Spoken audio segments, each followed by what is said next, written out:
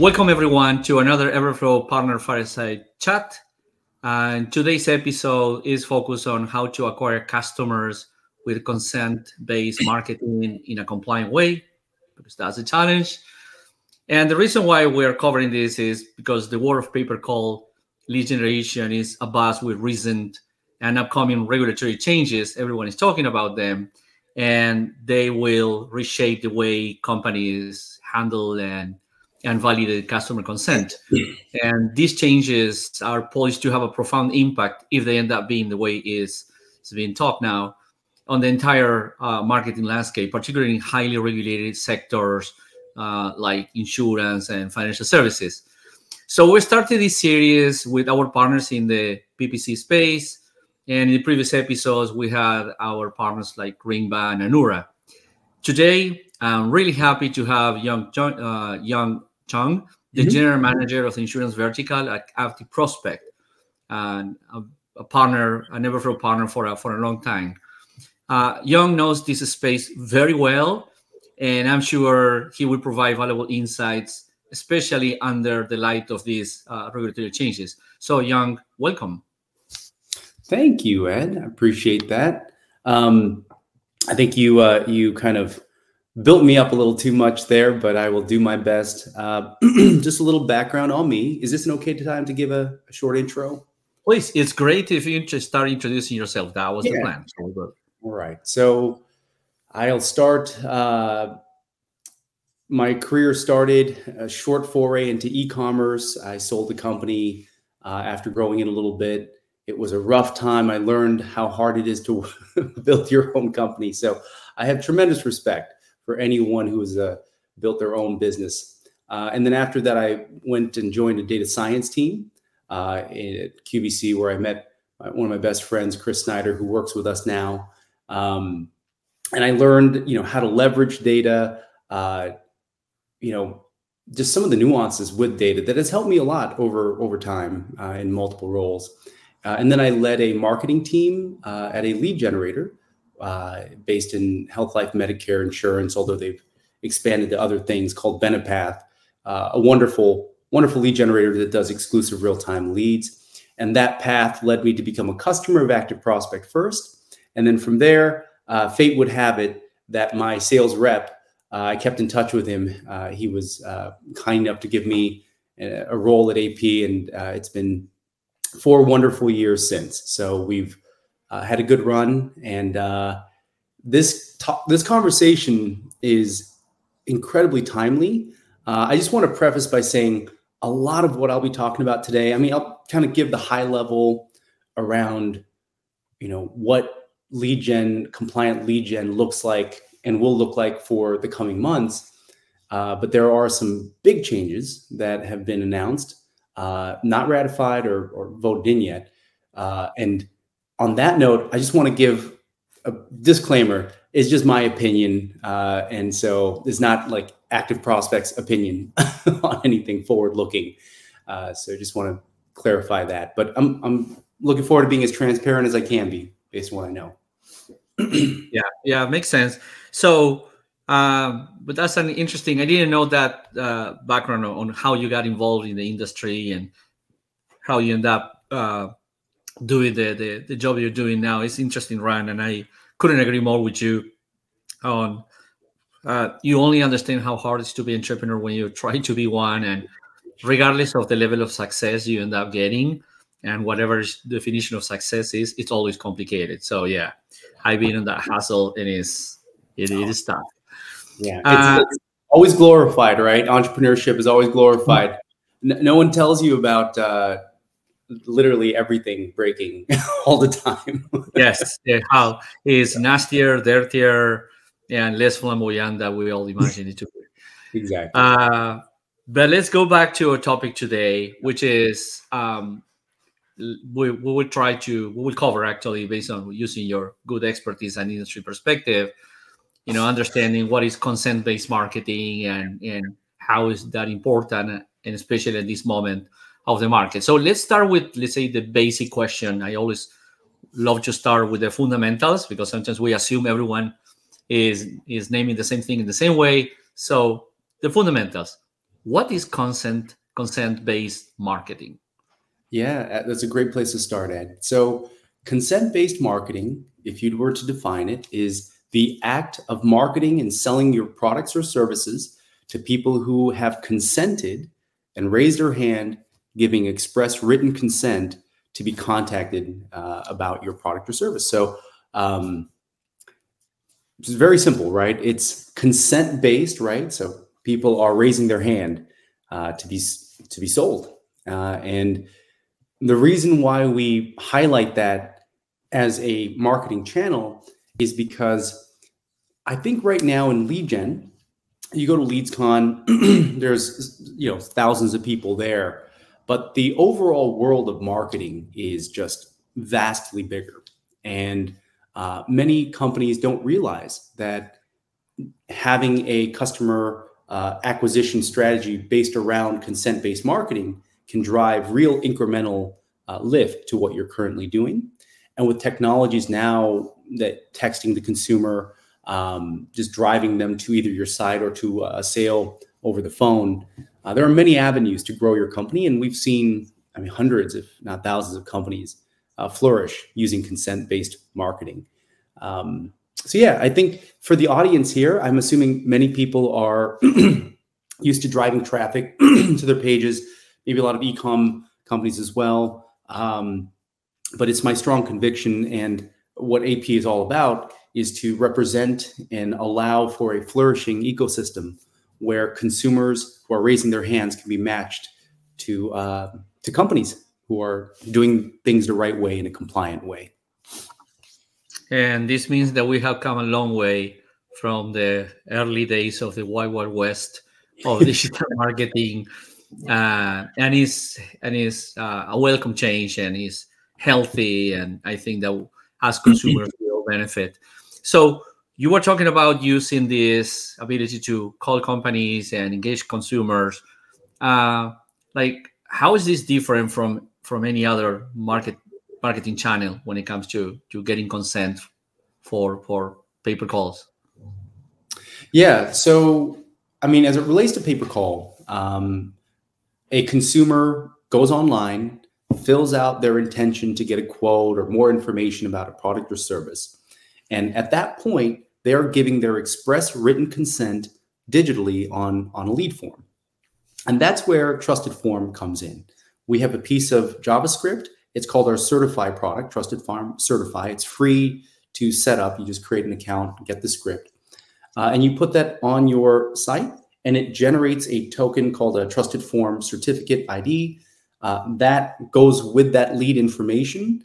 It's best to describe it almost like a Carfax for every data lead. It tells you the who, what, when, and where of that lead, and you can call it whether to transfer it in the PPC space, or it can go directly to an end buyer, at which point that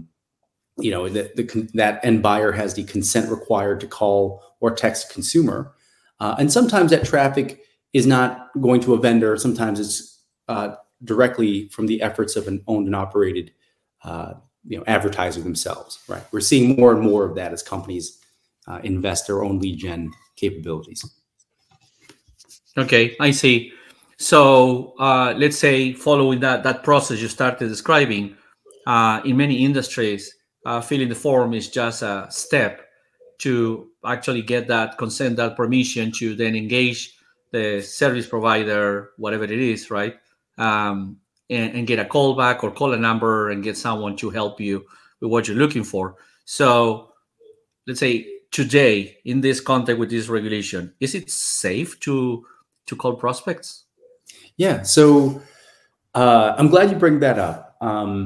For the audience that already knows what the TCPA is, I'm apologizing in advance. I'm going to go into it a little bit, but it's a law that is basically governs how you can contact the consumer using phone or text using an outer dialer. There's more stipulations to it, but basically, if you are transacting using a phone, trying to call a consumer, you need express written consent to do so. A lot of people don't know this, but if somebody is just spamming you with calls, you have a private right of action to sue that company. A lot of times you can't figure out who that company is and whatnot, but there are serial plaintiffs that go after companies, some of which are actually trying to do the right thing. And they use our technology to defend themselves and say, hey, not only did you fill out the info, here is, if a picture's worth 1,000 words, a video is worth more. And, but yeah, these lawsuits, because it's per instance, the damages can become astronomical, right? You can only imagine if you're texting and calling a prospect, 50, 100 times over the course of weeks, multiply that by tens of thousands of prospects, you can only imagine the numbers can get into the hundreds of millions, really. So it poses an existential risk if you are unaware of it. But most companies that acquire customers, so this was a scary part, right, around why it's scary. But our CEO, Steve, refers to gaining express written consent as the marketer's golden ticket. It gives you the right to contact them using phone or text and provide your service or product in a compliant way. So yeah, that's what we're here to provide on a compliance standpoint. There's more that we do, but and it's interesting, right? Because if potentially there is all this risk and there is an entire industry that predates on being able to go after these potential violations, that means that the risk, right, is there. But of course, we're seeing how pay-per-call has been growing, just continued to grow dramatically in the last 10 years. It's not shrinking; it's actually growing, despite the risk. So the risk to rewards ratio seems to be very high. But there is an interesting piece that I like to get your take on this, which is everyone says that millennials and C generation, they hate getting called, right? They don't even be called by their parents, right? And people love nowadays to text. So in a world where people refuse to take calls, why are calls growing in popularity as a way to interact with prospective customers? Yeah. So my mind immediately went to, I'm probably going to ostracize half the audience here when I quote Elon, but he's all over the place today. But Elon has a saying where advertising is only obnoxious if it's irrelevant, right? So I think the same holds true with calls. If I'm looking for an auto insurance quote because I just got my new premium and it's, double what it is, which is very real at times. And I fill out a form online and somebody calls me to give me the quote that I was looking to get. I think that's age agnostic. You want that call. That's exactly what you signed up for at that moment. And as things progress, consumers will have even more power to select exactly who is giving them those quotes. But I think consent-based marketing, once again, going back to that, our CEO, I'm going to quote him again, fundamentally, it's providing the service that the consumer is expecting, right? So if they are filling out information to get a quote or learn to buy a product or something, and you call them about that is business functioning as it should. So we are not proponents of unwanted calls or spam or people who are just dialing for dollars. That is the polar opposite of what ActiveProspect is trying to promote. We are really promoting an ecosystem where consumers who are raising their hands are getting connected with advertisers who can provide that.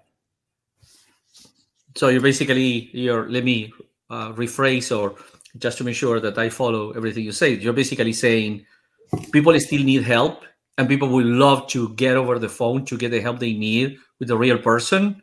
Yeah. But that's the acid test. If I need the help, I would love to get in the phone with you. If I don't need that help, it's going to be a nuisance. So the art is actually using this as an honest marketing tool is actually incredibly effective because you will connect with the people that is really looking for that help. There's a ton. And that's why lead gen, if you look at it, it's prevalent in certain verticals that require kind of more of a nuanced sales, right? Not everything can be done online, maybe eventually, but there's a lot of products that are best sold or services are best sold over the phone, right? There's just so much nuance, and you have to understand the consumer in a deeper way. So I think, you know, who knows, maybe in the future, I want to talk to someone about what shampoo I'm using or something. maybe even CPG will become more curated. I guess I'm kind of joking. In the future, I guess it can get to that point, you know, with AI and texting, but kind of, you know, future thinking aside, there are so many products and services that are best sold over the phone that I think your kind of statement around millennials and the changing guard around technology, I don't think that that will matter as much as just making sure the consumer's expectations are always being met. Yeah, it makes absolute sense. It's always back to the fundamentals, right? Yeah. So let's say that any company, for any company today, not really using this channel to connect with the right customers at the right time, because timing is one of the values, right, of the call, is I need help now. If I'm willing to get over the phone, like what better signal of intent than me being willing to pick up the phone right now to talk about it? So there is this value that the people picking up calls or asking for calls are high intent, and hence, you know, the whole value. So if a company wants to start today, never did anything around pay per call, how they go about, you know, doing this, how they can get started? Yeah. So I'll speak about pay per call within the overall kind of lead gen ecosystem here. So most of our clients have a mix where they're buying a certain number of calls, both inbound and warm transfers. And they're also buying data leads by which their companies have an outbound call center that is dialing. Some people choose to use a BPO service where someone else is dialing on their behalf. But there are many options by which to get started, fundamentally being connected to consumers that are raising their hands looking for your product or service. There are many, I would say perhaps up to 100 quality lead vendors that are generating both leads and calls that you can purchase. And the way it's supposed to work, and the way I've seen the good ones work, they are experts at some marketing channel that allows them to add tremendous value by advertising at scale to provide economies of scale and volume for their clients. My background was in search engine marketing. So from an SEM standpoint, I was able to outcompete some, not all of my competitors. And that competitive advantage at scale allowed me to generate incredibly high intent leads that sometimes turns into a call where you can purchase a warm transfer or direct purchase of that lead for agents to call and sell a policy. So yeah, I always like to bring it back to like, where is the value being added? And the value on the vendor side is being added by expertise in certain marketing channels where it's email or social native or search. And they are crushing it there with high volumes and economies of scale to then provide those economies of scale and value to their buyers. So in to the question how to get started is basically go and partner, because there is a bunch of great companies out there that can actually do that for you, generate those leads. They have the expertise, they have the coverage. So a good safe way to start is just partner with the right people, because there are great options out there to do that for you. Yeah, Ed, I'm sorry. I think I forgot your question while I was just rambling on there. No, it's fine. We have something called a compliance bulletproof stack.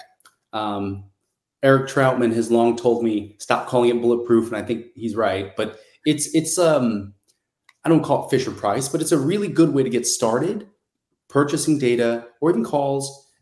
To step 1, document consent.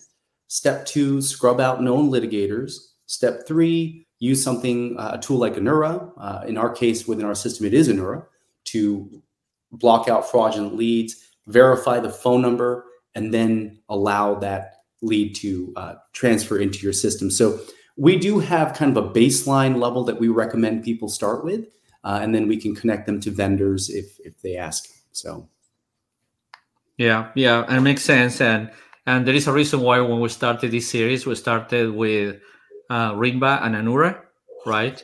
And I love this thing. Like, we're all neighbors on the tech stack, and the typical and probably most successful lead gen PPC operations have these partners, right? They have Ringba, they have ActiveProspect, they have Anura, and they use Everflow to track everything, because it's super interesting, right? We're not going to get into that, but it can be a kind of a operationally challenging tech stack if you don't have the experience, because everything starts, for example, very common on Facebook ads, very common in this space, and you need to track everything from the click that happens on that Facebook ad and all the way until you can actually can calculate a payout for a partner and actually go and pay the partner. So managing and optimizing that entire life cycle, you need to have the ability to manage the call routing, manage the compliance, avoid fraud, right? And of course, track everything in a world that is getting harder and harder to track.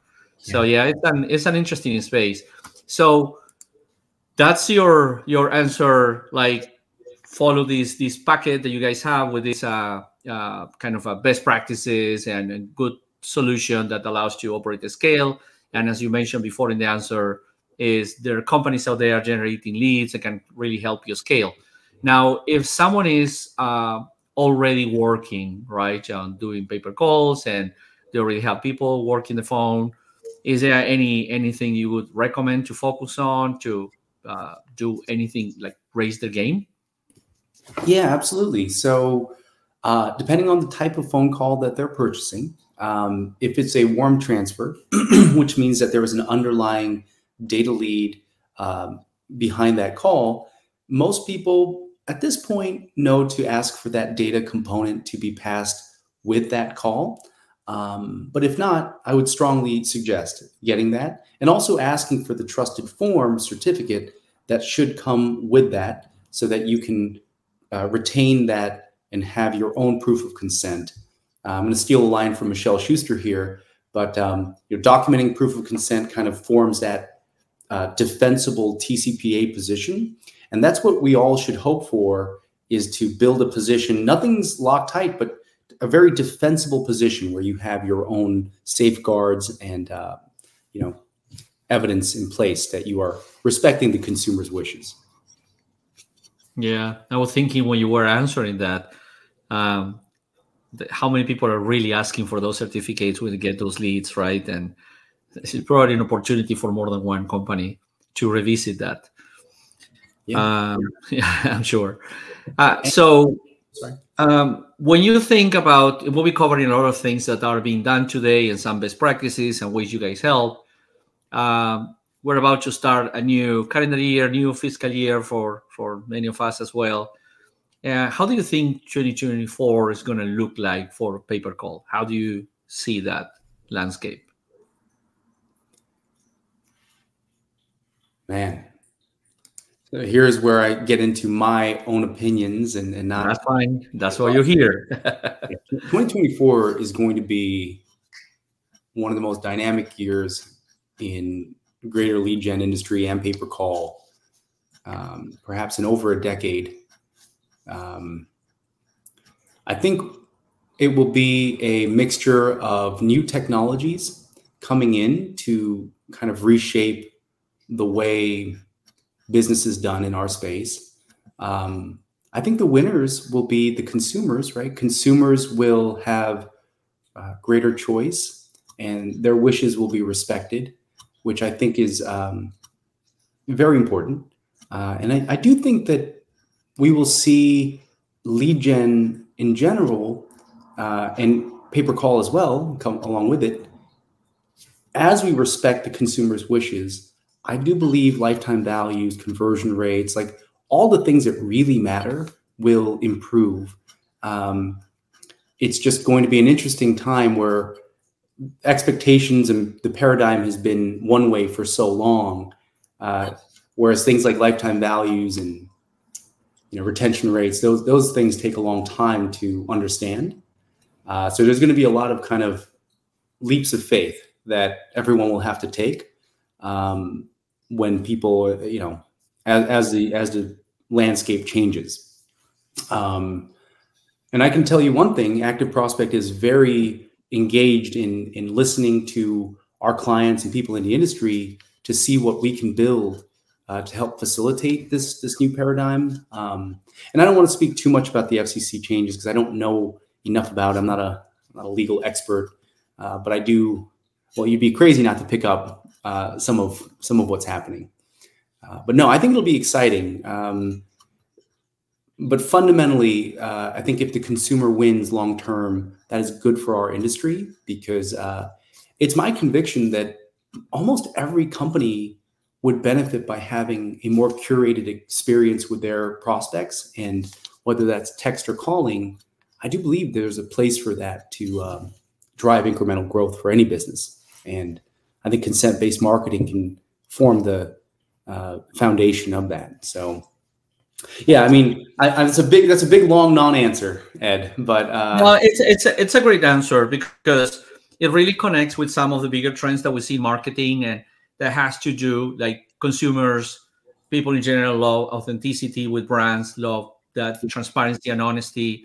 And how can you establish a trusting relationship with a client if the thing begins with me ambushing you with a call, spoofing the caller ID, right? How that trust can be built. So the principle of just make yourself available when your customers or potential customers need you, and be readily available to respond in the most efficient way. That's where calls come in. It's a very efficient way to make yourself available to them, and answer the questions and serve them. And eventually they will choose your service if you're serving them appropriately. That is a way to start with the right foot. And that's like this German futurologist that always talk about. He's been saying this for plus 15 years. 15, 20 years ago, I didn't understand the value of what he was saying. But now that we are in the world where AI is advancing more and more, a lot of people is concerned about it and what are the potential negative and positive impacts. In one of the things the guy always say is, in a world that is going increasingly automated and controlled by the machines, the response is being more human, right? It's being more humans, because the more humans we are, the more value we add in to other humans. In this example, like when they need help, when they say, hey, you gave the Medicare example, trying to enroll Medicare, I have this insurance in my car, and I'm thinking about changing, what would be the alternatives, like, and getting a person, right, that helps me with a human real connection. It's going to be very hard to replace by computers, even with deep fake. So being more human, and that's the opportunity with calls, right? It's building trust, building authenticity, building a relationship. So Gary Vee say, give, and you will get. That's the opportunity to be there. I have a question for you, and we are coming to the time that we set for this chat, and really happy to have the chance to be chatting with you here, Yung. One question is, we know some verticals, some industries that are particularly successful for pay-per-call, namely everything around healthcare insurance, insurance in general, right? Insurance vertical. We're seeing a lot of activity in solar and financial services, investment. Do you see any particular industry like becoming like a new big industry for PPC, or do you see more like the existing industries that are successful in the PPC just scaling? Where is going to be your bet for 2024? Oh, for 2024, I would say the industries that were suppressed due to higher interest rates will probably come back contingent upon interest rates falling. So, I think it's been a cold, long winter in verticals like PNC and mortgage. And so, I imagine those verticals will see an uptick. At the same time, those verticals require a significant amount of filtering and segmentation. So perhaps, leads and warm transfers would be more where the growth is seen. But I would say, most things, there's a cycle. We've seen a lot of growth in things like home services. I think there's kind of always a reason to improve your home, whether it's to sell or whether it's to stay. And so I don't see that trend falling. Homes are people's greatest assets, and they want to take care of them. And so I think that makes a lot of sense. So now across the board, kind of going back to the services and products that are best sold, to your point, with the human-to-human contact, there are still many products that are complex that will require that. And as long as we are delivering a great customer experience and in a timely way, in a compliant way, I think those are the fields worth focusing in on. So once again, not a clear answer, but a lot kind of depends on the macro conditions and whatnot. But I would be really surprised if some of those interest rate sensitive verticals don't come back upon a change of the macro. So yeah, and what might be seen by some people like challenges when it comes to some of the changes on the rules and regulations can also be seen as the industry is evolving, is professionalizing, right? And that professionalization is benefit for everyone. If you think like 15 years ago, maybe even 10 years ago, I wouldn't even touch or associate the word affiliate with any decent brand out there, right? And the whole concept 10-year plus about having influencers or content creators carrying the weight of the brand out there in the market was unthinkable. But guess what? The industry has dramatically professionalized, right? Has raised the standards. And I think that in PPC, we've seen exactly the same trajectory. And what for some people is demand is actually very good news in my view, on the long run, because it's professionalization. And that's what we need, because it's a valuable channel, and having the proper standards and oversight will make this industry more valuable. So I have one last question for you. We covered a lot of topics, a lot of aspects of this big topic of being compliant and operating scale, staying under the regulatory radar, like by being compliant with it. What is the one thing you would want people to remember once this fireside chat is over? One thing I want them to remember. One shot. Yeah, I think kind of to tie up everything we've talked about is that consent-based marketing is a viable channel for almost any company to drive incremental growth if you do it right and you work with the right partners to find those people who are raising their hand to be contacted about your product or service. And whether or not you're buying a pay-per-call, warm transfer, inbound, or data lead, there are different compliance things to take care of in that. And so, working with partners like Everflow and ActiveProspect, you can make sure to avoid those pitfalls because the upside is dramatic. And I've seen that with many of our clients where, And I just to back up a little, Ed, you mentioned something really interesting there around the futurologist that said, as things get more technical, the real human connections will become more valuable. I saw a post on LinkedIn from an SDR expert saying it used to take something like, I think it was like 300 touch points across different people at a company, cold outreach wise, to get through on average. And now that's jumped to over 1,000, right? Because there's just so much noise, right? People are just inundated with signal, right?